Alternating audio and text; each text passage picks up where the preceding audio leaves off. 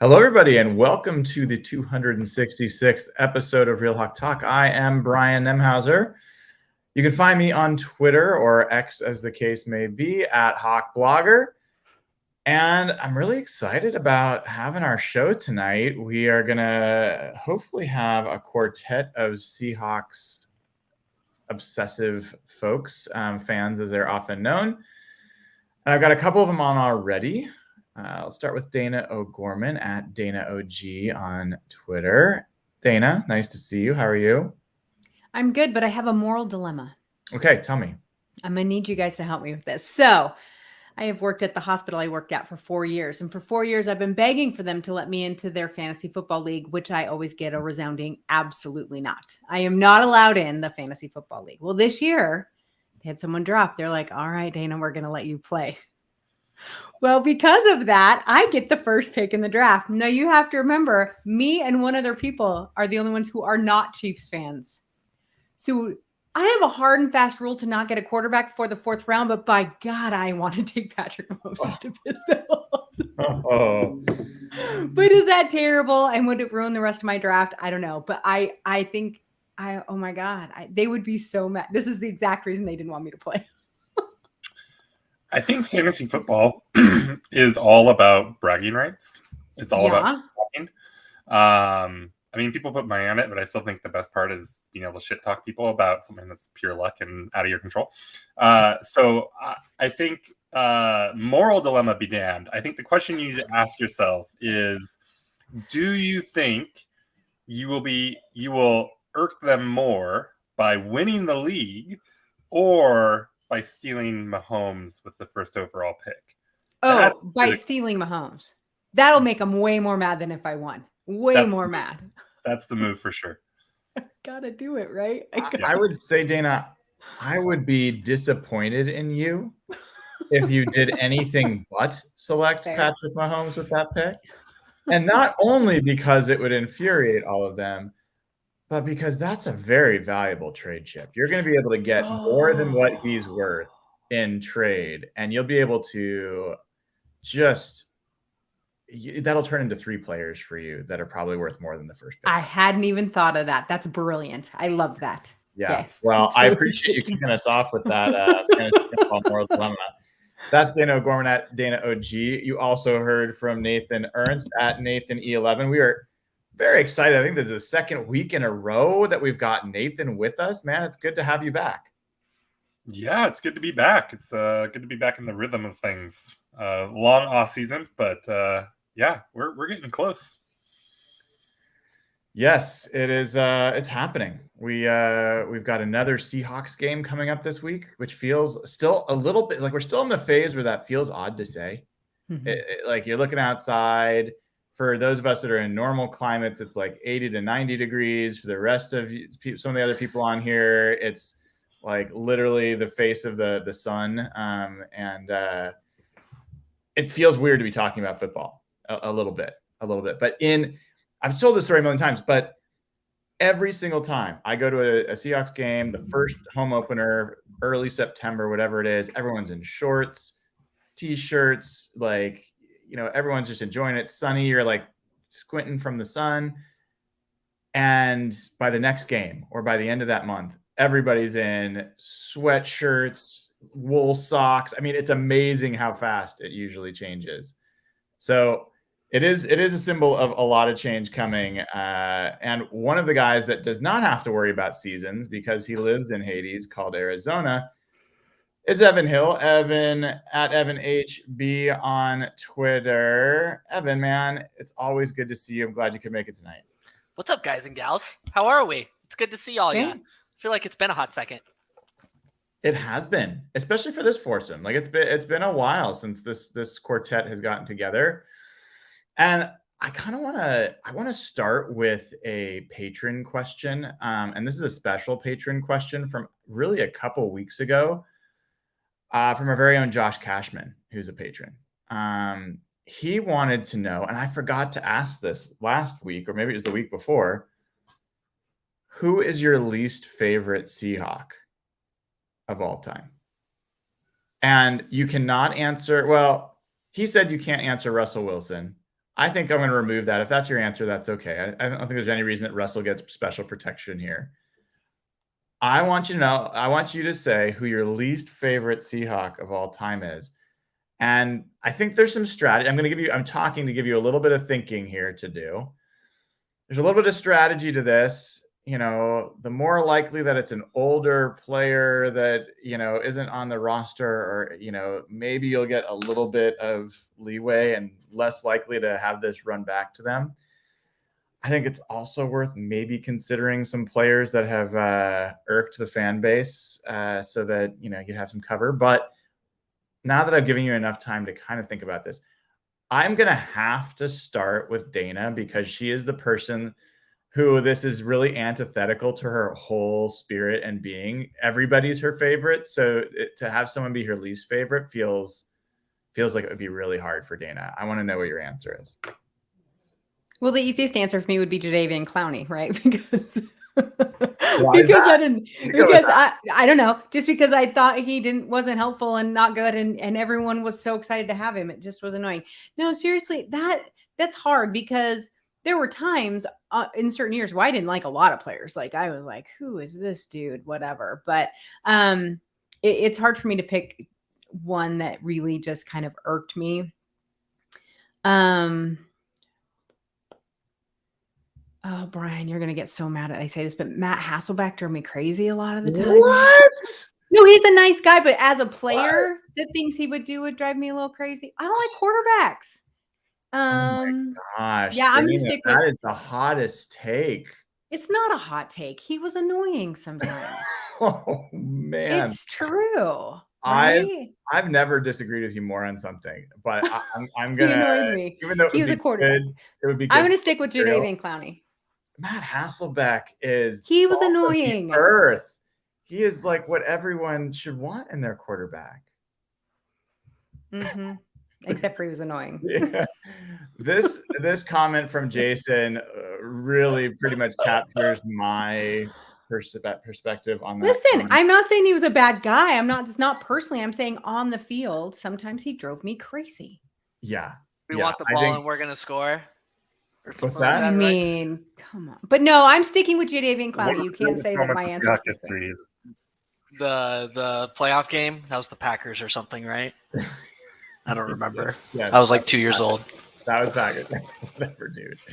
All right, Evan, I'm coming to you next. Least favorite Seahawk, and I assume it's Jason Myers. Least favorite Seahawk of all time. So I separate like my fanhood into like two eras, like adulthood and childhood. So my least favorite Seahawk of all time as an adult is Jermaine Kearse. Whoa, another without question. That's not a hot take. And Russell. That's a bigger hot take than Russell deserves like a big like. Wow. He's part of that because like for some God knows why reason, Russell loved Jermaine Kearse and targeted him like crazy, obviously, in many critical end game situations. I'll never forget. I think he targeted Kearse in like the left end zone on like a fade or something in New Orleans. And I remember him targeting Kearse in the south end zone in a NFC Championship game in overtime and sending him to the Super Bowl. Oh, did you forget about like the 2 interceptions he threw before that targeting Kearse also? Or you was talking about in the game scenarios. I remember him sending them to the Super Bowl. That did happen. But then I also remember from childhood, there was like you're going to have to help me remembering who this was. It was a tight end out of UW. Oh, Jeremy Stevens. Yes. He had, from what I remember, That's a good pick. That's a good pick. A couple of big drops in the Super Bowl. I think he scored our only touchdown. But I remember like off the field, that guy was like a raging piece of shit. Like it was like rape, DUIs, like just bad. So I remember everybody around me didn't like him. So those are my answers. I like it. Nathan, where are you at on this one? I'm gonna guess I have the least controversial opinion on this. At least in modern, like in the Carroll Hawk era, it's got to be Jermaine Ifedi for me. Oh, that's such a good That's answer. up there. Oh. He was, I think, pretty universally disliked by teammates. I don't condone him getting cold-cocked by Frank Clark, but that did happen. And he got just so many opportunities that he never should have gotten because he was not a very good player. So Is he still? Is he with the Bears still? Where is he he? might, I don't know where he is. I think he might still be kicking around though. Yeah, he was a super annoying player. Evan, you and I are in trouble in the comments. I'm just letting you know. And like I the want to remind YouTube everyone my chat? pick was Jadeveon Clowney. My pick was Jadeveon Clowney. This is a hard one for me because I'm older and been a Seahawks fan for probably longer. So I've got a lot of choices here. I mean, the 90s, pretty much every quarterback in the 90s was very hated by me. Like Stan Gelbaugh was incredibly hard. Kelly Stauffer was really hard to watch. Rick Meyer a little bit less so. Dan McGuire, first round pick, 6'20", and like just couldn't play. That was really hard. But it's hard for me to like. Kelly Jennings was really frustrating as a cornerback. He was a first round pick and just got picked on. He was kind of, for Mariners fans, he's kind of like the Bobby Ayala of the Seahawks. He was used a lot, but was really awful. And they just kept putting him out there over and over and over again. And he was both slow and skinny and couldn't defend anybody. And so that's probably, I could also go with,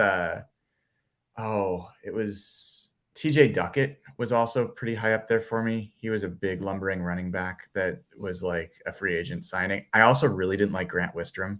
A lot of people were excited that they signed him. I was not a big fan. So I could go on. But those are just a couple. What's that? I want to pose a name and see if we have fond memories that may have overshadowed his transgressions. How do we feel about Percy Harvin? Because I know it's like the trade was like an abject failure, obviously, but that kick return in the Super Bowl, like, that's all I remember. And we won a Super Bowl, and he played a role in it, so I can't be too mad. He had that nice end around on like the first drive. Like, how do we feel about that name? I have no positive reaction to Percy Harvin, but people are putting Malik McDowell a lot in the chat, and I get that, but he never was really a Seahawk. So he was the worst draft pick maybe of all time by the Seahawks. But I can't say I hated him. Sports hated him. Yeah, when I think of like least favorite player, I think of the most unlikable player. So I don't think McDowell's up there. I think I thought he's got to be in there somewhere. I was so angry to have him on our team. I really didn't like having him on the team. I thought it more of I didn't like the way it was my least favorite way they played on the field. So that's why I picked Jadeveon Clowney. Because I didn't like the way it had nothing to do with the person. There's lots of annoying people out there. So he's a free agent. I think they should bring him back. Oh my God, stop it. We could use help. A lot of the guys that got on the line. Thank you, Brian. We could use some backup. We could use some backup. I don't know. We haven't talked about the first preseason game, which was playing a lot of backups. But, I mean, we're talking about, like, Roderick Perry and who knows, Levi Bell. Maybe he is going to be the next coming of who? I don't know. I mean, he looked decent, but, my God, that defensive line depth is not good. Everyone talks about LJ Collier. I think that's funny. And, yes, he just made a comment about the Seahawks that this isn't kind of this wasn't his place or whatever up here. He didn't rise to enough relevance to be that angry. I can't like, I never really, he just was laughable. You did say TJ Duckett was on your list though. And I had the same reaction when you said that. Like, I can't imagine having feelings about TJ Duckett in any direction. So that's fair. Except I see the difference is TJ Duckett was a free agent, like a meaningful free agent signing that was supposed to be a big deal and played a fair amount and like was just really bad. But I agree. That was probably a bad one. Who was the Dallas running back that they signed in Julius Jones? It was Julius Jones and TJ Duckett. It was the worst. Yeah. Jones I is on this list for me. That dude was just miserable to watch. Yeah. All right, let's turn our attention after that fun way to open things, talking about all the people we didn't like on the team. Let's start talking about this team. And the big news that we've got to open with is Jordyn Brooks. If people haven't heard, he came off the physically unable to perform, the PUP list yesterday. He was activated. He was activated yesterday. He tore his ACL in January of this year. 7.5 months after tearing his ACL, he has been activated from the PUP. And just to remind folks that the PUP rule has been updated to where if he had gone into the regular season still on the PUP list, he wouldn't have been able to play for the first 4 weeks. It used to be 6, but it's now the first 4 weeks. So what that means is when they're activating him now, the only reason to activate him now, the only benefit of doing that is they expect him, they're counting on him to play within the first 4 weeks of the season. This has a lot of implications to that linebacker room. I think there's a chance this team signed Bobby Wagner because they didn't think they were going to have Jordyn Brooks for most of this season or all of this season. He was their middle linebacker last year. He was the will linebacker when Bobby was here. I'm really interested to hear your thoughts about what this means for the Seahawks. And Nathan, I want to start with you on this one.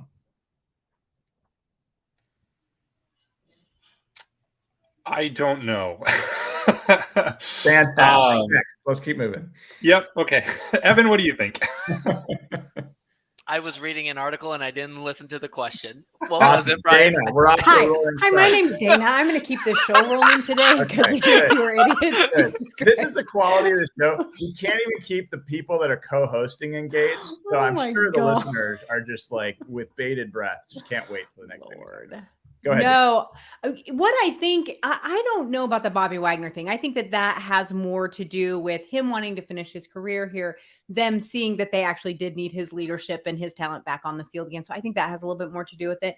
But I do think that they are surprised at how quickly he came back because weren't there comments that things weren't looking good and there for a while, like back in March and stuff. So I don't know. For some reason that sits in my brain somewhere. But I think that Jordyn Brooks's comments were interesting where he's like, where I'm going to play, I don't necessarily know because he, Bobby is there. So what do they do with him? And I think it's just going to be rotation. I think there's a whole plan behind it. I think that there's a chance he could play, but I think they're going to ease him in real slow and hopefully get him back after the first month or so. But you're right. Because of the rules, they have to have him back. They have to take him off the list now. Evan, who's a better middle linebacker right now from your perspective? Assuming he's back to where he can play, Jordyn Brooks or Bobby Wagner? Ooh. So we're assuming pre-injury Jordyn Brooks returns back to normal? Let's say that he's 90% of what he was. Yeah, I think it's Jordyn Brooks. My hot take on this is Bobby Wagner. He's not as good as he once was. I think the stats that people pull out of the air from last year are not a true, accurate reflection of who he is today. He's not a bad linebacker, to be clear. He's still up there. But is he like a top 3 in the NFL? No, I would have Jordyn Brooks starting over him. A lot of the film guys that we like love and admire, see Mike Spin move, has done like tons of tape analysis on this. And one thing that Bobby really struggles with is like that horizontal agility and being able to stop the run. And that has taken like a serious decline in the last several years. So I'm taking Jordyn Brooks. He's the young pup. He may not cause like a ton of turnovers, but he does make splash plays. And I think at this point in their careers, I'd take Jordyn Brooks. Dayna, I mean, I don't think that's that controversial. The Seahawks themselves made the decision to let Bobby go in order to move Jordyn Brooks from Will, weak side linebacker, to Mike. And they put the dot on his helmet and he was calling the plays and then he was hurt. So the Seahawks have clearly indicated where their preference would be if Jordyn Brooks is fully healthy. we obviously don't think he's fully healthy. He isn't fully healthy. And he probably this whole season won't be up to 100%. Usually it takes them for the next off season. But if that's the case, do you think that there's a situation where the Seahawks could sit Bobby Wagner? Is there any situation where you think the Seahawks would put Brooks ahead of Wagner? And we'll get to Devin Bush in a second, but let's just talk specifically middle linebacker. Do you think there's a situation where Bobby could be a backup on this team? Sure. Really? I don't know, because it's hard to say. Okay, so if we're looking at the logic of this, Brooks isn't going to be 100%. Of course, Bobby's going to have to start, and then he's going to retire. And so they'll never be put in that odd situation. Now, if somebody's hurt, if something happens, that also, of course, changes everything. But here's the thing. Bobby Wagner has more talent than Jordyn Brooks. Jordyn Brooks has youth on his side, which sometimes can equal out. And so to me, it's logical to have them rotational, have them in and out in different situations, especially with Brooks coming back off of an injury. Logical. So do I think that they'll look at Bobby and say, sorry, Bobby, you're nothing but a backup and sit down? No, I don't think that'll happen, especially this year. And if he were to play a second year, maybe next year if Brooks is back to where he was before, but not this year, not with Brooks just coming back off this injury. I don't think that will happen. And then I think Bobby's going to retire. I really do. Well, so the interesting part here, and I know Nathan is dealing with some technical difficulties, so I'm not going to throw to you yet, Nathan. Who knows? You're probably not even listening if I was going to throw to you. So Devin Bush was one of the better players in the preseason game for the Seahawks. It wasn't like a great performance in general for that team, but Devin Bush made some nice plays. He played fast. He looks so small. I mean, he is a small dude for a linebacker. And he's the will right now. When Bobby was here, Brooks was the will. It makes a lot of sense that Brooks would slide back to Will and Bobby would start. I can't see it. I cannot see a situation where Bobby Wagner is a backup on this team. I don't think that would go over well on a number of levels.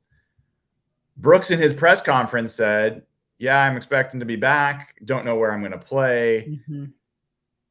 Seems like he's trying to have the right attitude, but I think behind that is also this guy's about to be a free agent after this year.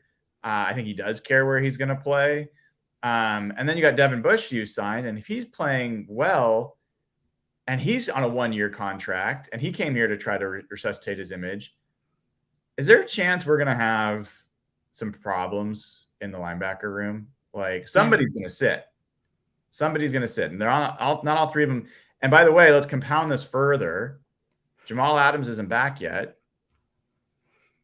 Jamal Adams, a lot of the talk has been him taking some linebacker snaps. So it's a good problem to have in some ways, but I don't have a good answer for how they're going to divvy up snaps in that linebacker room if Brooks is back and ready to play like significant snaps. I'll just say this, and I've said it before. I think Jordyn Brooks should be really, really cautious about easing back from this injury. A lot of people forget he's in a contract year, and he's got to be healthy going into next year. And if I were him, I'm not pushing the envelope. You know, I've shown what I can do, and I think he's not like a blue chip talent, but he's like an upper tier linebacker in the NFL. And I think he's capable of, you know, when healthy, getting something in the 10, 11, 12, $13 million range. Seahawks might not pay him something like that, but I just want to say I don't think he should rush it. Like lean on Bobby, especially early on. Yeah. I mean, I don't want this to, coming out as like it's a bad thing that Jordyn Brooks is back. He should be, if healthy, is the best linebacker on the team. Like, I think that's pretty straightforward. I do feel like there's a bit of a logjam that's going to develop there. And I think that there's going to be a chance that the best two linebackers aren't necessarily on the field. Dayna, what are you smiling about? I bet you're smiling at Jen's comment, aren't you? Whose comment? Jen's comment. No. I read that too. No, hold on. Let me look. I'm so sorry. For folks that didn't see it. She's not wrong. She's not wrong. But no, I didn't see that. So I'm sorry. Yes. And I can attest to the fact that Julian Love also has excellent fashion taste. I saw him at a golf course. His, as the kids say, his drip was excellent. Don't they say that, Evan? Does that work? I think it's drippy, like you're drippy. He's drippy. Yeah. Something like that. Yeah. Yeah. Okay. I need your help on that one. All right. Evan, did you watch any of the preseason game? Did you? I did not. I've been traveling like crazy the past 2 weeks. Slacker. I know. Are you going to be able to watch this coming preseason game? I am. What Cowboys, right? What are you wanting to see in that game? What are you looking for? I think it's any signs of life, any signs of depth potential on the defensive line. I know it's a tale we've been talking about all season long, but there's some names, and let me just pull up the roster here. Like, the reality is you were talking about the depth being really poor across this defensive line. Like, when they're healthy, let's not kid around. This interior defensive line is like bottom 5 in the NFL. This edge group, probably worse. You think the edge group is worse? I think you're hinging your optimism on a lot of question marks. Let me put it that way. There's a lot more reason to be optimistic about the edge group than there is to be about the interior line. I mean, do you not think that Draymond Jones is like the best name though, like on that entire line? Well, you're talking about defensive ends in a 3-4, which are essentially kind of defensive tackles. When I'm talking about edge, I'm talking about Uchenna Nwosu, Darrell Taylor, Boye Mafe, Derek Hall, all those guys. There's reasons to be optimistic about. And I think Derek Hall is someone that I've been super pessimistic about, or at least, not been thrilled with that pick. He looked pretty promising in that first game. So I think maybe you're meaning the defensive ends. Mm-hmm.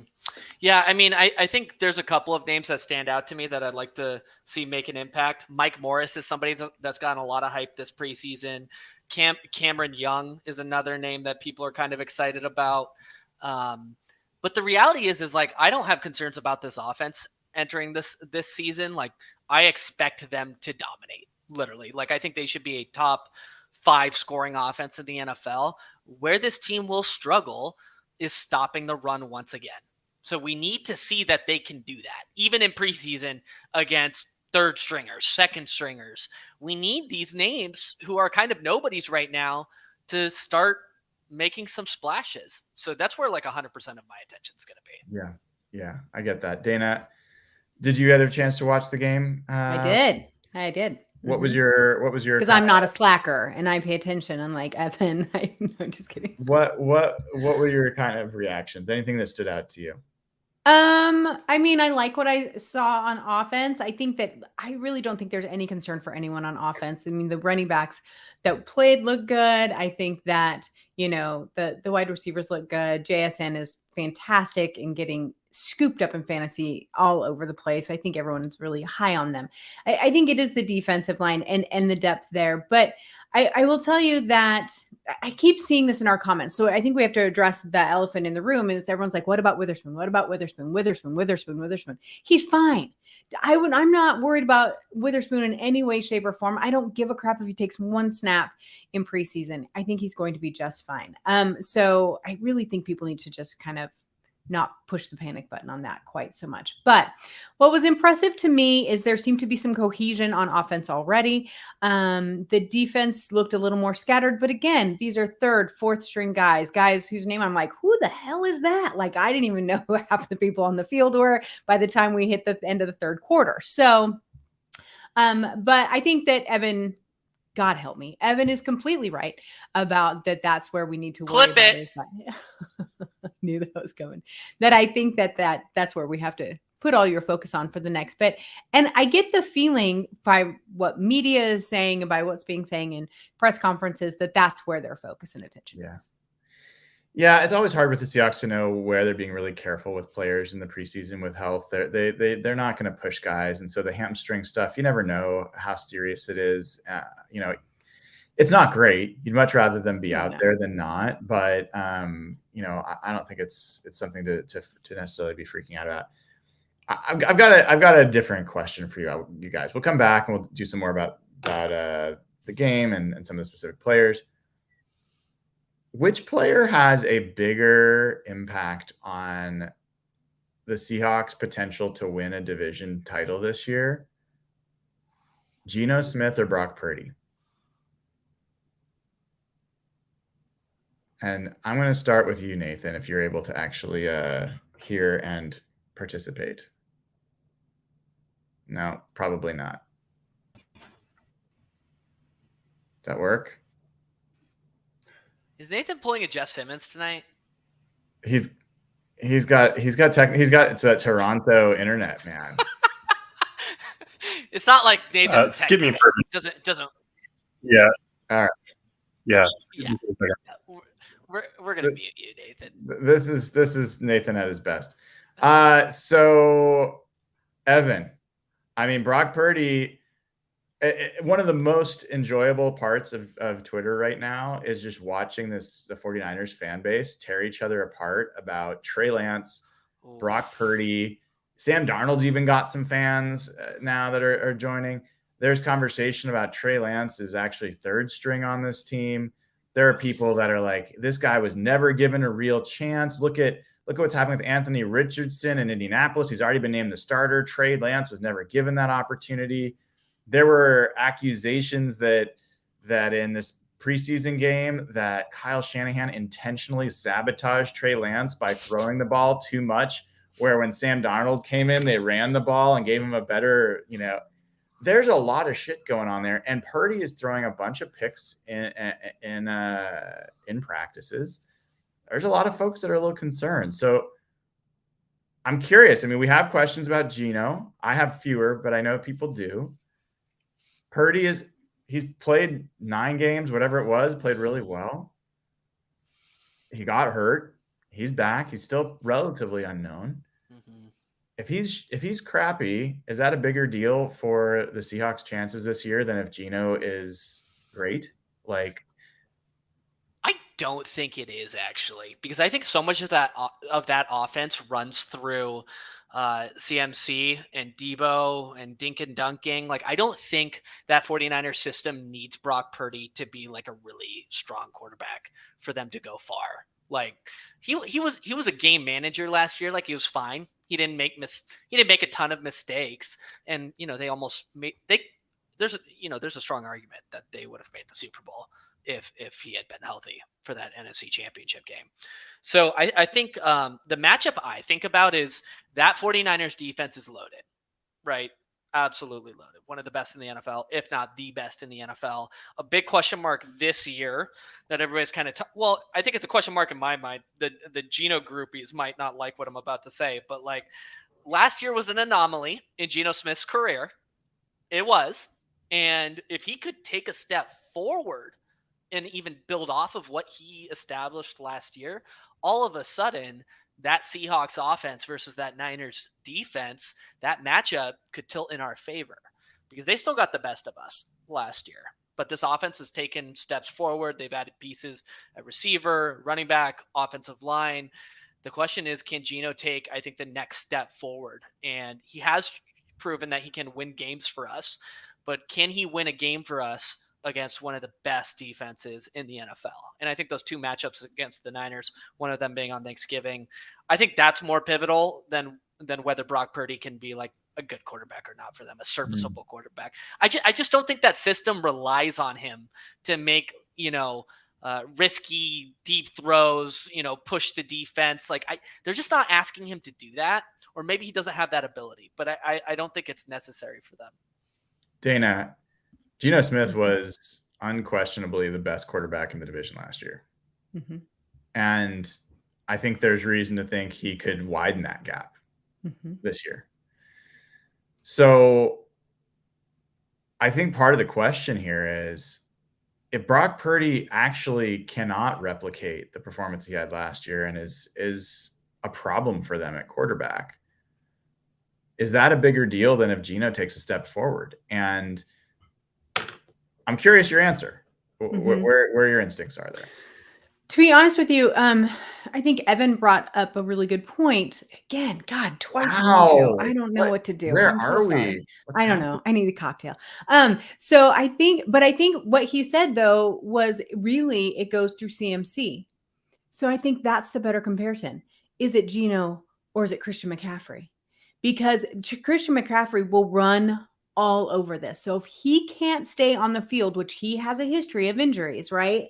That he can make it through a few games, and then he's out. If they lose him, I think that is a bigger deal than Purdy not playing super well. Because even if Purdy doesn't play well and Christian McCaffrey's on the field, they have an advantage there.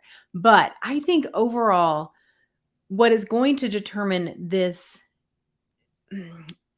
division is whether or not Geno can do better, be more consistent, not lose those games at the end of the season. And I know those aren't all of his fault. That was a whole bunch of messes there. But I think it actually leans a little bit more on Geno at this point, because if he's the same that he was before and the Niners were the same that they were last year, the Niners have the edge without question.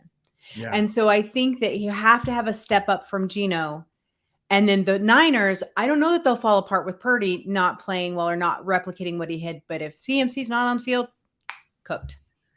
Interesting. I'm on the opposite side of this. Really? I think this is the way I look at it.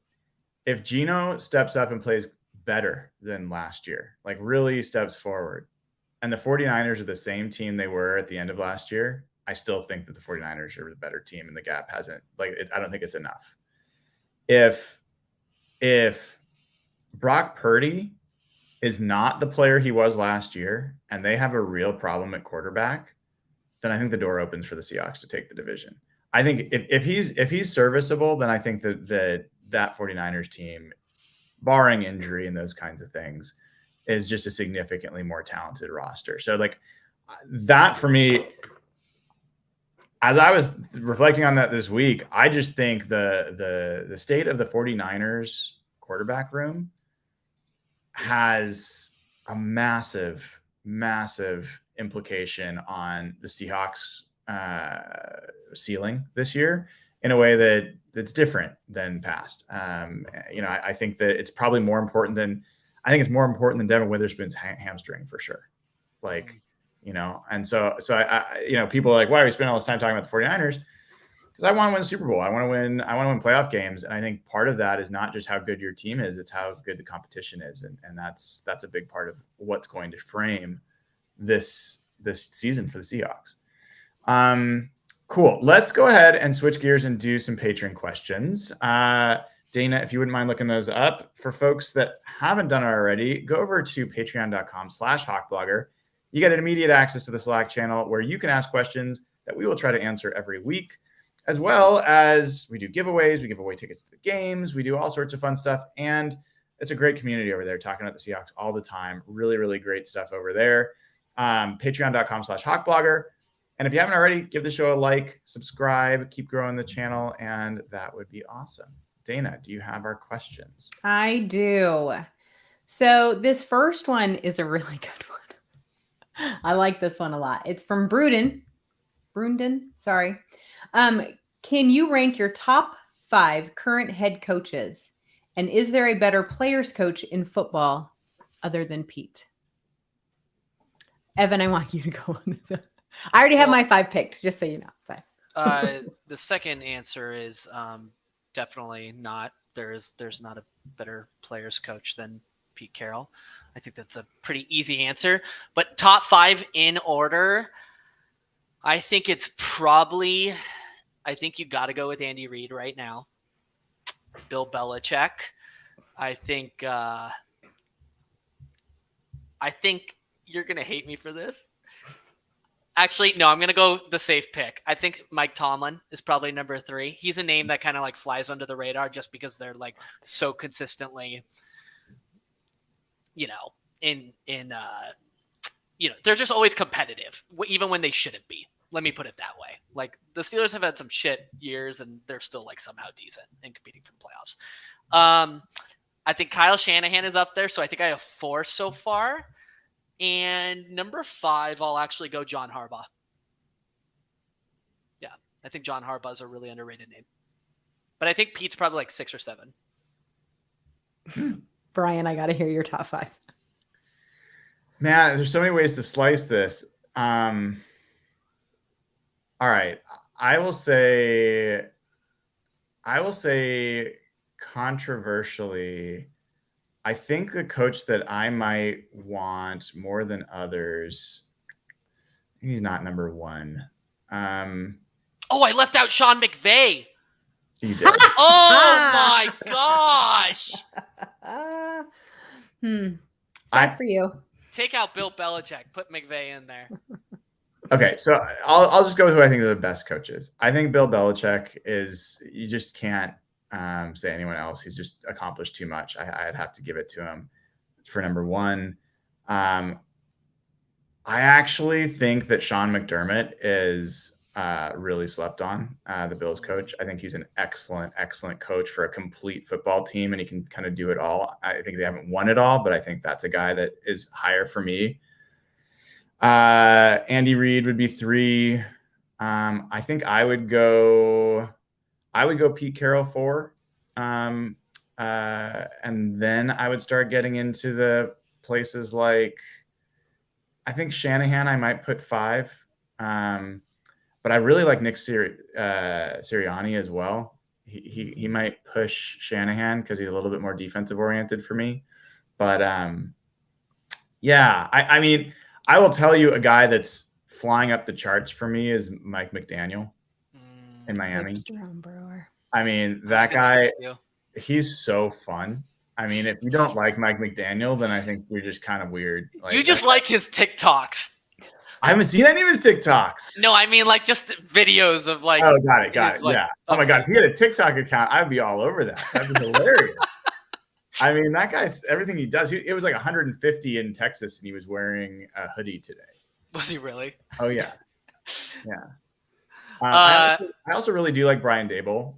Yeah. But Listen, you listed off like 10 now. It was top 5. Guys I like. But how about you, Dayna? Is there someone? Yeah. Oh, dead set. Mike Tomlin, number 1. Pete Carroll, number 2. Like done and done. Right. Those are my 2 favorite coaches. I really like Doug Peterson. I like the way he coaches. I also am very impressed with Zach Taylor. So I think I love what Zach Taylor's doing with the Bengals. And then it kind of fights it out between the good Harbaugh and hipster homebrewer, which is what I and many of us call Mike McDaniel. So yeah, those guys are fun. Number 5 kind of rotates and whatever, but love the Lions head coach, like stuff like that. But Mike Tomlin, Pete Carroll, 1 and 2, done and done. So let me ask you a question. Sean Payton wasn't mentioned by either of you in top 5. Would it be your top 10? Maybe. I don't know. I lost a lot of respect for him all those years back in the Saints situation. He may be a piece of shit, but like coaching quality. I mean, the Saints won 1 Super Bowl. I don't know. It's like, how good of a coach would be without Drew Brees? Just like the whole Belichick argument. And so I think that's, I don't know. He's pretty low for me, but he's a top 10 coach. Absolutely. The hard part with that's different with Peyton versus Belichick is he was an offensive coach and he had one of the top 3 quarterbacks of all time, like statistically. And so he was able to really accentuate his strength. And it's hard to really say how much of, like, this year will be interesting to see, but has he really done it with a lesser quarterback or developed a great quarterback? With Belichick, not only did he actually put Brady in, like, on the opposite, but he is a defensive coach, and the defense was a significant part of those championships that they had. And part of how they won all those was locking down other teams' favorite things, including the Seahawks, at the end. So I think there's a more clear-cut case that Belichick was a mastermind behind that run as opposed to Peyton. It's hard for me to say how much was his. Yeah. Belichick's definitely higher, way, way higher than Sean There's Payton. some interesting conversations that are happening in the Patriots fan base around Belichick. I've been kind of watching their forums and Twitter feeds, and there's like, they've kind of been floundering post Brady. Oh, for sure. The Mac Jones thing. And obviously you can't dispute what Belichick has done historically, obviously. But like, moving forward, do you have like a ton of confidence? If you were a Patriots fan, do you have a ton of confidence in the direction that Belichick, the GM, and the head coach is taking the organization? Because there's been some big free agent and that's why if the question was who's your top 5 coaches you'd want to coach the Seahawks, my list would be different. Mm-hmm. If you're talking about who are the best 5 coaches, then it's just hard to argue with some of that history. But let's celebrate for a second that the Seahawks did not sign Zeke Elliott. I mean, there's no player getting more press that is a worse football player at this point in his career than Zeke Elliott. Like, that guy is pretty much worthless. Did you see the video of him coming out of the locker room on the training camp field? Is he massive? Dude, that's He's a big one. It's some Eddie Lacy vibes. Yeah. Straight up. You are like, did they sign him to play running back or center? I thought bro, I'm just telling you, I feel comfortable talking about this because they're sports players and they're paid to be in shape, but it's not looking good. Yeah. Anyway, go on, Dave. I was going to say in the comments, it says Pre-Fight Donut, which is a great name, by the way. It says the Patriots are actually experiencing competent teams for the first time in 30 years. And they're right. That division is going to be just crazy now. But I think that's part of it, too. Yep. They had kind of free reign over there for a while. So. All right, let's move on to the next one. All right. Can I just say one thing real quick? Yes. I think the Jets are going to win that division, unfortunately. No, the Bills are going to win that division. Anyway. I think Jets surprise people. No. I hate. Aaron Rodgers is going to get hurt the third game, and the whole thing will be over, and it'll be fine. I don't like Aaron Rodgers, so I'm not going to complain. But they're not going to win anything meaningful. No. All right. So Troy, this next one's from Troy. It says, who's got the most impressive healing ability between Jordyn Brooks and Russell Wilson? It made me laugh. Sorry, it was a good question. Do you know what I just had a flashback to? When Russell took that gross ass needle photo post the Packers game, or it was like before the Packers game. Yeah. And he had to post it on Twitter, and it was like a needle going in or something. And I'm like, was this necessary? Was that necessary? Anyways. All right. So this next one is from Derek Woods. It says, rank the current Seahawks injuries from most concerning to least concerning, or vice versa. And which one does not affect the final roster due to other players getting more practice in preseason time? Brian, this is a perfect question for you. I mean, I'm not sure I'm going to go through every injury. Oh, no, just the big ones. Right now. I mean, the most impactful injuries right now, I think the Witherspoon injury is certainly top of the list in terms of awareness. I think a lot of people are talking about would say Jamal Adams, but I'm not really counting on Jamal Adams this season that much. And I also think they've got a lot of coverage for what role he plays. So I don't think that's nearly as big of a deal as maybe other folks do. I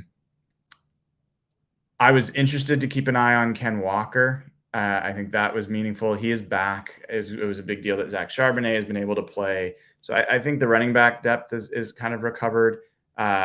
Reek Woolen was another one that would have been on that list, but now he's back and he's back to playing. So you're starting to go down this list of, Cam Young starts to be an injury. He has not played yet. And obviously I think he has a potential to be a really big part of what they're doing. Who am I missing? At the receiver position, there's a few injuries going on there. Can we ask, what about center? I know that Evan Brown kind of has that locked down, but if Olu wasn't injured with his shoulder and had more chance to play, do you think that would be a bigger competition? I do. I think like he's got an elbow or something from what I understood right now that's keeping him out. It doesn't sound super serious. And again, it's not clear to me that he is a better option. He might be equal to, and so not a big deal and I think they've got other guys that can step in as backups there. So I'm not seeing the really concerning injury right now for the Seahawks, other than I think Witherspoon is a guy that you obviously want to be on the field, making plays. Darrell Taylor, I'd put on that list. I think the fact that he's been out with the shoulders is something I'd love to see him back in there. I think he could be part of the pass rush. So I'm probably missing a couple guys, but those are the ones that jump out to me. Yeah, that was a good question, Derek. I like that. Listen, this one's from Sam Brown. It says, what is the threshold this draft class would have to hit in order for you to consider it an even better draft class than last year, or even just as good? Evan. Oh, That'd be, I think, pretty hard to do. Yeah. Actually. High bar. Yeah, that's like you got the best cornerback in the draft in the 5th round, and then you got 2 starting tackles, the best running back in the draft, and those tackles, by the way, are, I would say, like, moving forward, like if you were building a franchise today, I'm not sure there's 2 young tackles you pick over either of them, except maybe that that Jets right tackle is always getting injury, Becton or whatever his name is. It's a very high bar to clear. Now, could they do it? They might, but Devin Witherspoon would have to absolutely hit. Zach Charbonnet would have to obviously kill it, but it's just not impossible. But I have a hard time seeing him like taking like a ton of snaps and glory away from Kenneth Walker. JSN, I expect to be good. Here's the thing. They could hit on like 3. Derek Hall, though, could be a game changer. If Derek Hall is good, then maybe that tilts the scales. But like, there's just so many year one, like, impact players from that draft last year that it's just so rare for that quality of talent to make such a unanimous impact. Well, consider this. Year one. Consider this as a comparison. They had what should have been the offensive rookie of the year in Ken Walker. Yeah. And they had what most years would have been the defensive rookie of the year and Tariq Woolen at the time, now Reek. That does not include their number 9 overall pick, starting left tackle, Charles Cross. That does not include their starting right tackle in the 3rd round, Abe Lucas. Yeah. Just that is that's pretty remarkable. This year, I think the Seahawks have a chance of having the offensive and the defensive rookie of the year again. But beyond that, I think between JSN and Witherspoon, I believe that's actually possible. And people might think that's crazy. I do believe that's possible. I think they could have the best cornerback again this year in the draft at a super valuable position. Mm-hmm. But I don't know that there's as much upside. If Zach Charbonnet plays really well, is he going to be a starting running back that gets all the carries? No, he's going to share with Ken Walker. Is Derek Hall going to be a starting edge that gets all the snaps? Probably not. He's going to have to rotate. So I'm just not sure that there's really the path for this draft class to have the same level of impact that last year's did. Doesn't mean it can't be really good, though. Oh my gosh. But 2 back-to-back good classes. It's rare, people. It's real rare. Can I make like one small hot take kind of prediction? I think Charles Cross is a name that a lot of people forget about just because he was like a high pick and on the offensive line. But I think he has the potential with another offseason of like bulking up, refining his technique in the NFL. I think he has the potential, I think, to be Seattle's like most complete offensive player this year. I really think that. He held his own. I know it's a hot take. He held his own against some legitimate pass rushers last year, and it's a hard position. I will say that this is a prove it year for me with Charles Cross. I thought he was fine as a rookie. He did well. He was not heading towards being a Pro Bowl left tackle last year. So I want to see more lockdown from him. I want to see more situations where he's shoving Nick Bosa's face into the ground, like I saw him do once, instead of situations where Nick Bosa is tormenting him. Sure. So I think he's got a long way to go before I'm where you are. I think he's going to take a big step this year. I hope you're right, dude. It would be huge for this team if he does that. All right, another question from Brendan. With Pete's recent comments on the versatility of the secondary, specifically mentioning Kobe, Diggs, Spoon, and Julian, excuse me, I call him Julio almost there for a minute. I'm so sorry. Is Jamal the odd man out? Does he even fit what they want to do in the DB room going forward? Brian. This is my biggest question about the Seahawks right now. I share this question and almost concern. Jamal is a playmaker. I think I'm somebody that thinks he gets a lot more hate than he deserves. I think he's actually an impact player when he's on the field. He's had injury. It's hard for me to blame players for being injured, but he's had injuries because he's physical and he's gotten in there and he's tried to make plays against the run. We need to see Julian Love on the field. But if he's the player that I think he's going to be for this team, I don't think that Jamal Adams is a better safety than Julian Love. What did I just return to? I just heard Julian. Wait, what? I do not believe that Jamal Adams is a better safety than Julian Love. That does not mean I don't think that Jamal Adams is not a better player, but specifically as a safety, for all the things that you're asked to do, I'm not convinced that Jamal Adams is better than Julian Love. I think that Jamal Adams has the potential to play at linebacker. I'm not convinced that he's going to be better at linebacker than the guys that the Seahawks have to play there. And so I don't know how they will make this work. Do they move Julian Love down to nickel in situations and not play Devin Witherspoon or not play Mike Jackson in order to make that happen? Do they take Jordyn Brooks off the field, Devin Bush off the field in order to make room for Jamal Adams? I don't know. And if you take Julian Love off the field, this was the captain for the Giants defense last year. He is clearly better in coverage than Jamal. There's no doubt about that. He is super disciplined, super assignment correct.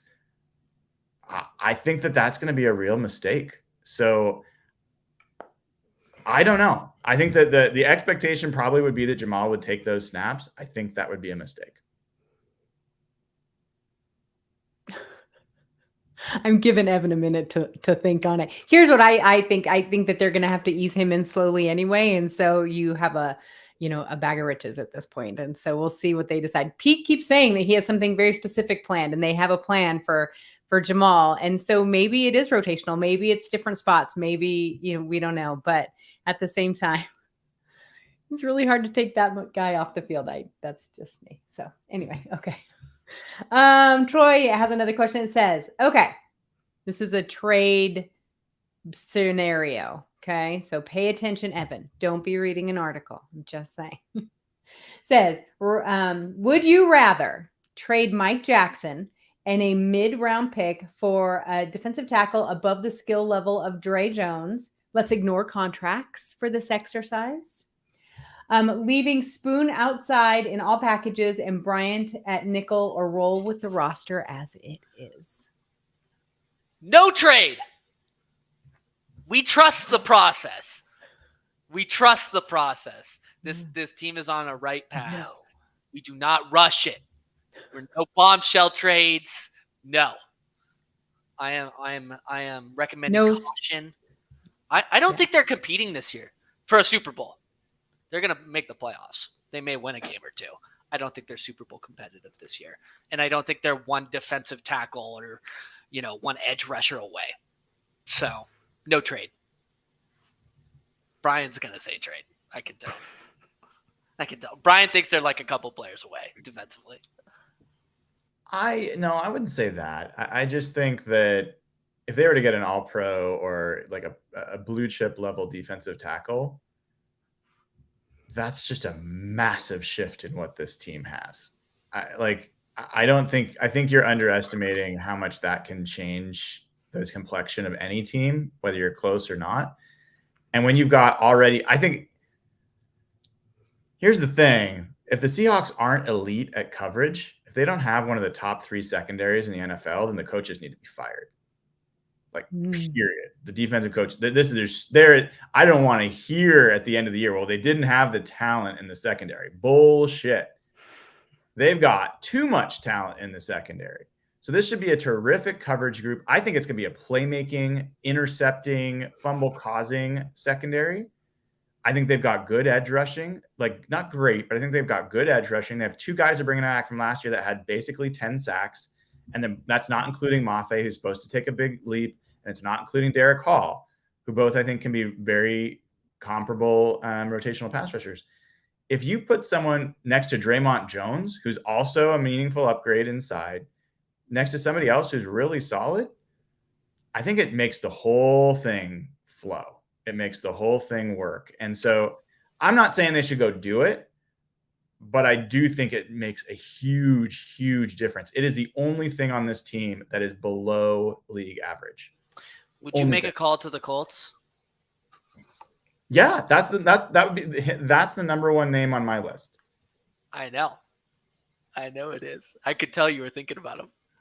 But I'm with you on the process, man. Like, it's probably right to wait. But I'm just saying, if they did it, I could see the logic of it. All right. Last question. It is from Braxton, our friend Braxton, who always asks such great questions. Says, give us your prediction for this year's trap game. Ooh, trap game. I got to pull up the schedule. Good question, though. And I assume, are we excluding divisional? I think you should. Yeah, because I mean, the divisional games can always be a trap game, even no matter how bad the team is. Hello, Arizona. I'll go with Cleveland Browns at home. God, that would be so disgusting. No, that's our throwback game. They have to win to lose to Deshaun Watson at home. That's the trap game. I think they could lose to Tennessee. Maybe that's on Christmas Eve. Yeah, maybe that's a more impactful loss than, or maybe that's more of an obvious loss than I mean, there's a couple on there. I mean, you Carolina is possible with the. I was thinking Carolina too. They have a rookie quarterback. Come on. No. That would be a trap. That's why I'm just. Well, fair, yeah. But I think it's Tennessee. Yeah. I'm looking here. Hold on. I don't know. Is there any game on this schedule where you're like, oh yeah, Seahawks are getting their asses kicked? The Bengals game. I don't know about that. If Joe Burrow is healthy, it's the Bengals game. I promise. But are we going to get our asses kicked? I don't know about that. Maybe. Well, could we lose? Yes. Oh yeah. Probably. Yes. I don't know. Okay, that was the last question. Yes. It was. I haven't picked my game yet, though. I don't know. That Commanders game makes me a little nervous too. I think that's middle a good of November. One. Yeah. All right. Sorry. Go ahead. All right. I'm done. Please do. Can I keep you guys for a few more? Yeah. Okay. A few other questions that have been bouncing around my brain. How much are you feeling any kind of FOMO about players the Seahawks could have picked? Like when you see a clip of Jalen Carter or you hear a report about him destroying offensive tackles or offensive linemen on other teams, does that do you just blow right by that? Do you just sit there for a while? Do you look exactly like the way you do, Evan? I'll start with you, Dayna. Where are you? Let Evan simmer a little bit. Yeah, Will Anderson was always, every time I hear his name, it stabs me in the heart, but didn't have the opportunity for him. So that makes it a little bit better. So the one now that's been getting me lately is, and I'm going to space, it's Dorian something that Dorian Thompson. Yes, yeah. That quarterback. I wanted him in Seattle really bad. And he wasn't even on my radar until I was reading some of the draft guides and looking, and I'm like, this kid is perfect for Seattle. And then Cleveland grabbed him. I'm like, damn it, oh well. And then he killed it in the first preseason game. So that was a little tough for me. Second. It was the second one. I forget they played the Hall of Fame game. Yeah, I know. And so it's just like, oh, damn it. That was just real hard. So that's the one I'm kind of sad about right now. And maybe it won't matter at the end, but right now it bugs me. I will share. Brock Hewitt and I have been going back and forth on DMing about DTR since before the draft. Yeah. Because we both really liked him for Seattle. I will go to my grave convinced that the Seahawks were going to draft him in the 5th round. I think so too. When he got picked, that caused them a lot of consternation. So that's a great call out. That is one that's definitely been giving me trouble. Evan, have you recovered to the point where you can answer the question? I mean, I'll take the obvious answer. It's the Jalen Carter pick. There was, pre all the off the field stuff. Many folks were draft experts were like, this guy is the best talent in the draft. And there's no questions about his talent and the skill he brings to generating a pass rush and disruption on the defensive line. He causes issues. I saw one clip floating around already. And this is not an anti-Devin Witherspoon take or anything like that. I like Devin Witherspoon. It's at a position of high value, so you can't be too mad about that. But at the same time, let's just say this. Fans are going to be comparing those two picks for a long time, and they should be because they have a fat freaking hole on the defensive line, and Jalen Carter would have fit perfectly. But, it's too early to tell. It's too early to tell. So. Yeah. I will say one of the things I'm most thankful for, I'm so thankful that Anthony Richardson got picked ahead of the Seahawks pick, because if he had been available, the amount of – man, it would have been so rough for Devin Witherspoon. Like, there would have been so many parts of the fan base that there are already a lot of folks that are kind of rough on Witherspoon because of playing nickel, because he's got this hamstring issue. I don't feel bad about that at all. But if Anthony Richardson had been available and they had picked Witherspoon, which I think a lot of people don't think, I'm almost positive they would have still, the fan base would be tearing itself apart about that. Richardson hasn't even looked that good, but it's just there was a lot of this fan base that was really set on him. The Jalen Carter piece, here's the way it really comes down is, if the Seahawks had drafted Jalen Carter and he was looking like he's looking right now, like he's a guy that can really be a contributor, would we be talking about making a potentially big trade for another cornerback? No chance. No chance. No chance. No chance. So it's just like, from a need perspective on what the team, like where there's gaps and where they had things that they needed to fill, there's just no question. That's where they had the biggest need. So that's why it would be hard. I think that it doesn't really matter at this point, because it's done. And Witherspoon, they were not going to pick Jalen Carter, regardless of how good they might have thought he was. So I just was curious if that was on your mind at all. Have you developed a new Seahawks crush, like a new favorite, like a guy that wasn't on the team last year who has maybe kind of caught your attention? Dayna, you want to go first? Evan, you want to go first? You know my answer. Go ahead. I am just wrapped up in Mike Morris. You're just going to have to get over it.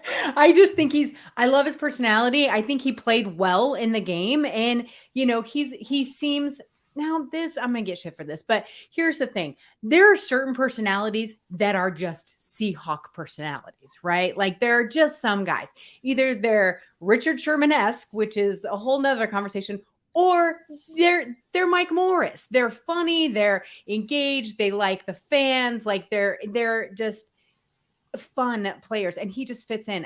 Will he be, a doorbuster? I don't know, but I just really like the way he played, and I just think he fits well on here. So I'm pretty interested in him. I think JSN too is another one. This kid is intriguing. I like him a lot. So we'll see what happens.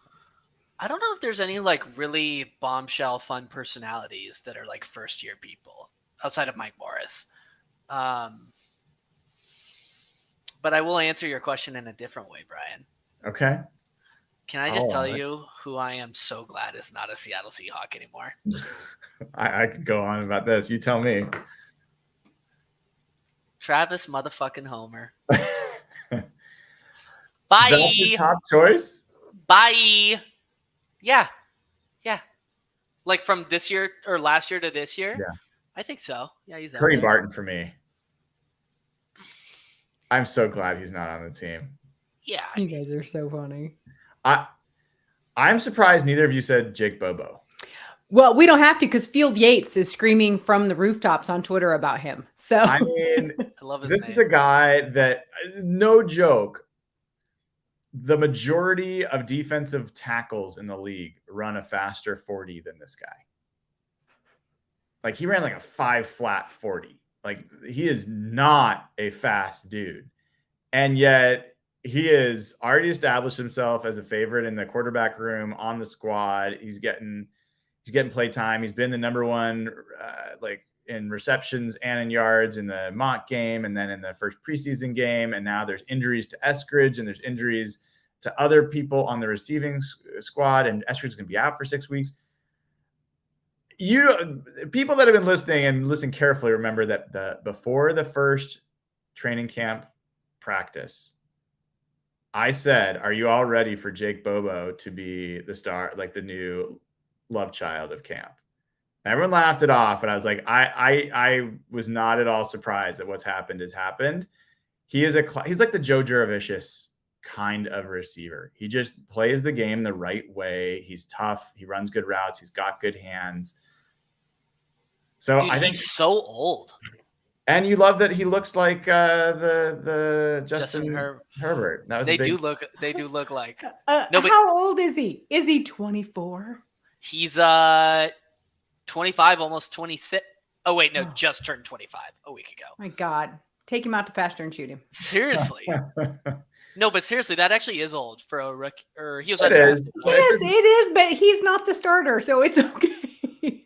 Do you think he'll make the roster? Who, Bobo? Yeah. Yeah, at this point, I do. Yeah. I if think he plays even half as well in this next game, I think he does. Yeah. He's going to have to continue to do stuff on special teams as well, because it's not like it's a position that's going to get a lot of play. But yeah, I think he's got a real good shot. You don't think he's going to get Casey Williams? It's possible, but I don't think so. As long as Casey Williams did not have a place on special teams in the same way that I think Bobo was. Chip Davis bragged about Bobo as a special teams player as well to the Seahawks. So, I mean, I think the fact that he's known for both really bodes well for a back of the roster receiver. Mm-hmm. Can I tell you one other guy that I loved in the first game? Who? This guy is a bizarre addition to the Seahawks roster. It's their third string quarterback. Adler. He's a doofy. Holton Ahlers, yeah. Mm-hmm. Something like that. That guy came on, and all of a sudden he is running like a quarterback draw for 20 yards. He is a tank. He just runs straight into people. He is like the hold up. Of quarterbacks. He does not give a shit. He's just going to run straight into. He throws the ball straight into the air. Hope someone catches it. Dude, that guy was fun.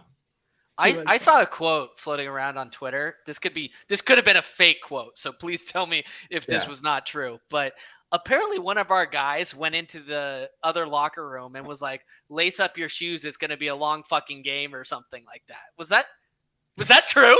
No, it's not. Oh my God, I was so excited. I really thought that was fun. No, there's a new trend, at least new to me, that's happened on Twitter where people start putting out really elaborate quotes from players that are really not real. And they're usually pretty funny, but they're not so obviously wrong or like fake that you wouldn't know it was fake. I think that what you saw was one of those fake. Dang, I'm pretty sure it was attributed to Holton or whatever his name is too. So QB3 goes into the opposing locker room.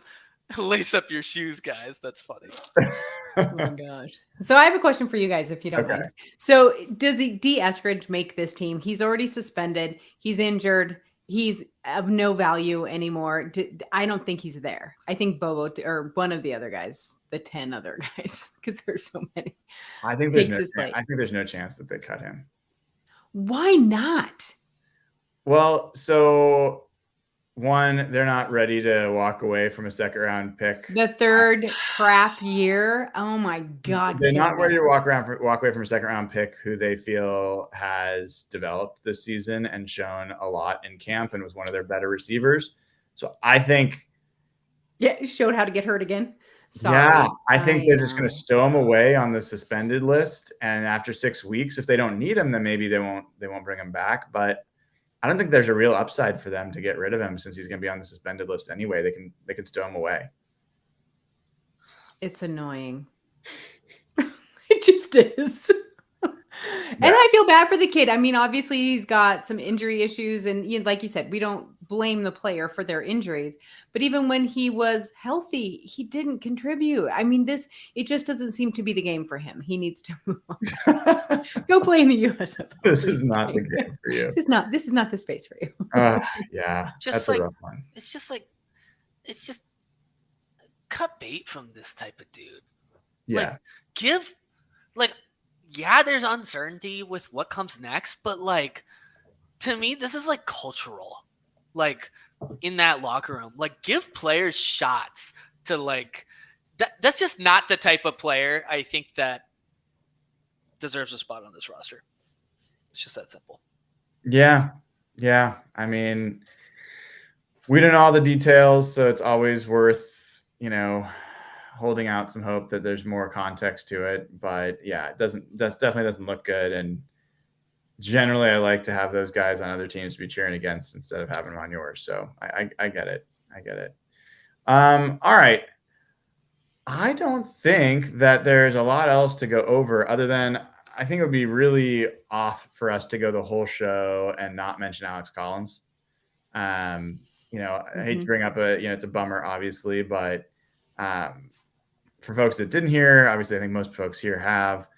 28 years old, was in a fatal car accident, was riding motorcycle, and went into the back seat through a SUV, and she pulled out for him.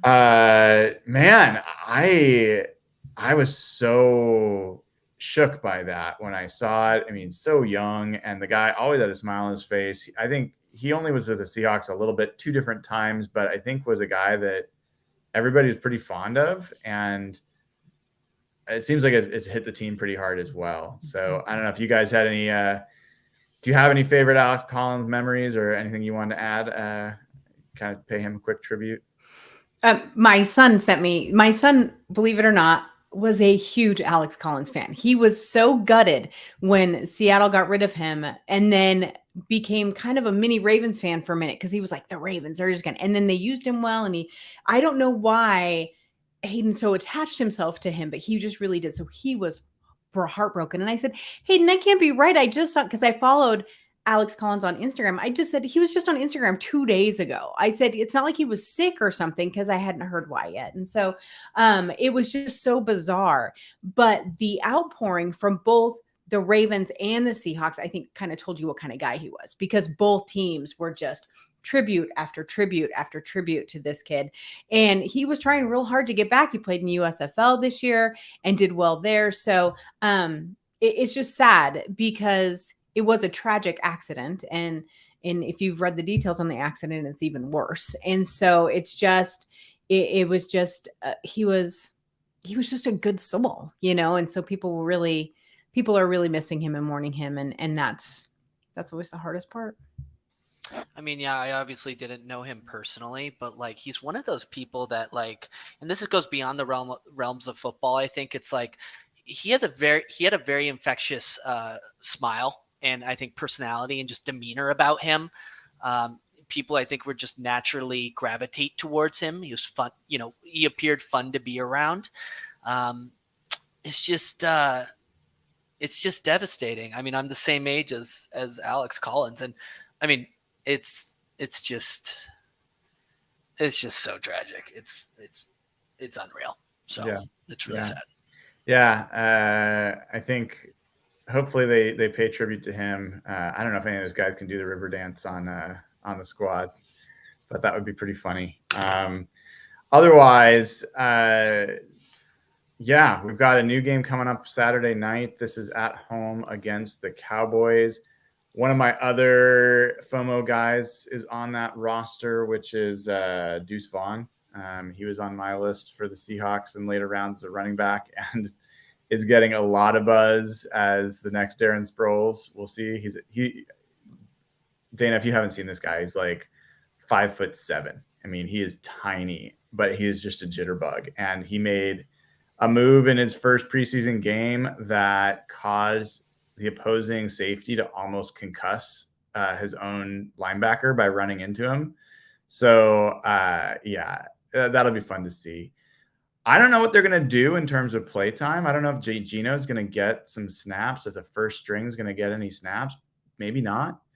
But let's hope the offensive line plays a little bit better. Let's hope the defensive line plays a little bit better. And, let's hope it's fun. So, anything else before we wrap up for you two? I'll take one last question here. Yeah. I am really trying to figure out, like every year I try to pick one away game to go to, and I'm really undecided on what to do this year. And I don't want it to be like a classic, like going to the Cardinals or divisional Rams game. Like I want it to be somebody outside of the division. So like looking at the 23 schedule, what's your gut reaction in terms of like go to this city, at this time? I think it's easy, dude. Is it Baltimore? No, it's the Titans. You got to go to Nashville. Man. It's Christmas Eve, though. They ruined that for all of us because everyone was going to Nashville. Oh. That game is on Christmas Eve? Yeah. Ooh. That's a little difficult. I mean, Nashville, that was the number one on my list. I still haven't decided if I'm going to make it or not, but I've always wanted to go to Nashville. And all the tickets look cheap as hell. Oh, my gosh. Let's see. I've been to on your list, dude. Really? I want to visit DC. DC's awesome. Yeah, so I'd fly into DC and I'd like spend a few days in DC. I'm a big political nerd. That's kind of why. Mm-hmm. Have you been to DC before? I have not. Okay, that makes a lot more. I went to school for 4 years in DC. I love DC, so I totally get that. It's one of a kind. I have a lot of close friends in DC too, and I really haven't explored much of the East Coast, to be quite honest. So you're not missing a lot. I did like Boston. I went to Boston recently. Yeah, it's got its moments. I've got family there. The north end of Boston. Yeah, you got the river going through. You got some good parks, good food, good people for the most part. Really, really awful drivers, like awful drivers. I was in New York for the first time, like 8 months ago. I'll tell you guys a quick funny story. We were like out late at a work event, and I was like super tired, but I had some colleagues like drag me out for drinks afterwards, and we went to this like Irish pub. I ordered one drink. And I was like, guys, it's like 11:30 on a Tuesday night. Like, I gotta go home. I gotta go to the hotel. I'm tired. So I wave over the bartender. I'm like, hey man, can you tap me out? And I shit you not, this is how he responds. I actually don't even know if I could say these words on YouTube. He said, "Don't be a cheap C word or order another drink." And I was like, in the most like Yankee accent possible. And it was like, welcome to New York. It was a crazy experience. So yes. I don't know how I got on that tangent. Dayna, it worked, by the way. Did you have any other road games you think that it kind of depends on like are you going for the city, if you're going for the stadium? Because honestly, I think everyone should go to a game in Dallas at some point. That is probably the most amazing stadium I've ever been to. I haven't been to SoFi yet, so I have to give it that. But the tour for that was fantastic, and I have great memories there because that's also when the Royals won the Super Bowl that day. So that was the Super Bowl, the World Series. How do the Royals do today? I have no idea. I don't watch baseball. Did they lose to the Mariners or something? They lost. They've been playing the Mariners. I just found that out for my son. We don't watch baseball. So that would be a good one. The Ravens would be a good one. I'm trying to think. But outside of Dallas, like, is there like no? There's nothing. You would only go for the stadium. I mean, that would be really the only reason to go. The Giants is the game I think I really want to go to. And then, because otherwise, I mean, there's nothing in Cincy. I mean, it's like a good team, but so that's kind of, if you're going for more of the trip of it, then I'd go to DC. Yeah, I think that's DC or New York. Mm-hmm. That's cool. I like that. Yeah. All right. Well, thank you all for joining as usual. That was Dayna O'Gorman at Dayna OG on Twitter, Evan Hill at Evan Hill HB on Twitter, and it was Nathan Ernst at Nathan E11 with Jeff Simmons Internet. I'm Brian Nemhauser at Hawk Blogger. You can find us here with Real Hawk Talk every week. Please go ahead and subscribe. Click like if you haven't already. Go to patreon.com/hawkblogger. Get immediate access to the Slack channel where you can ask questions and keep the conversation going. All proceeds go to charity, over $260,000 that you've all helped us donate. So let's keep it going this year. It should be a fun season. And we are getting closer. We're getting closer to our season preview and our prediction show. So just everyone's got a brace. I will be starting to pick our predictions. That is coming. Until then, we will see you next week. Go Hawks.